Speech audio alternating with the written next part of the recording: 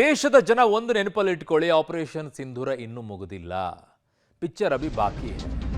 ಅದರ ಮಧ್ಯದಲ್ಲಿ ಈಗ ಒಂದಿಷ್ಟು ಸ್ಫೋಟಕ ಮಾಹಿತಿಗಳು ಬಹಿರಂಗವಾಗ್ತಾ ಇದೆ. ಆಪರೇಷನ್ ಸಿಂಧೂರದ ಮೊದಲನೇ ಭಾಗ. ಪಾಕ್ನ 600ಕ್ಕೂ ಹೆಚ್ಚು ಡ್ರೋನ್ಗಳನ್ನು ಧ್ವಂಸ ಮಾಡಿರೋದು ಭಾರತ. ದಾಳಿಗೆ ಭಾರತದಿಂದ 750ಕ್ಕೂ ಮಿಸೈಲ್ಗಳನ್ನು ಬಳಕೆ ಮಾಡಿರೋದು. 1000ಕ್ಕೂ ಹೆಚ್ಚು ಗನ್ ಸಿಸ್ಟಮ್ ಬಳಕೆಯನ್ನ ಮಾಡಲಾಗಿದೆ. L-70 ZU-23 ಗನ್ಗಳನ್ನು ಬಳಕೆ ಮಾಡಿರೋದು. 15ಕ್ಕೂ ಹೆಚ್ಚು ಬ್ರಹ್ಮೋಸ್ ಸೂಪರ್ಸಾನಿಕ್ ಕ್ಷಿಪಣಿಯನ್ನ ಉಡಾವಣೆಯನ್ನ ಮಾಡಲಾಗಿದೆ ಅನ್ನುವಂಥದ್ದು ಕೂಡ ಈಗ ಅಪ್ಡೇಟ್ಸ್ಗಳು ಬರ್ತಾ ಇದೆ. ಅದನ್ನೇ ಪಾಕಿಸ್ತಾನ ಅಲ್ಲಿರುವಂತಹ ಒಬ್ಬ ಸಂಸದರು ಮಾತನಾಡ್ತಾ ಇದ್ರು ಅದರ ಪಾರ್ಲಿಮೆಂಟ್ ಅಲ್ಲಿ. ಅವ್ರೇನು ಹೇಳ್ತಾ ಇದ್ರು ಅಂದ್ರೆ, ನಾವು ಭಾರತಕ್ಕೆ ಅಷ್ಟು ನಷ್ಟ ಮಾಡಿದೀವಿ ಅಂತ ಹೇಳಿ.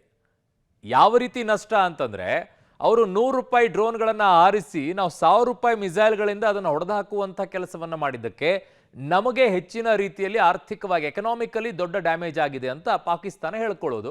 ಅದು ಇದೆ ನಮ್ಮ ಹತ್ರ. ನಾವು ಆ ಡ್ರೋನ್ಗಳನ್ನು ಹೊಡಿಬೇಕಾದ್ರೆ ಜಾಸ್ತಿ ವೆಪನ್ಸ್ಗಳನ್ನು ಬಳಸಿರೋದು.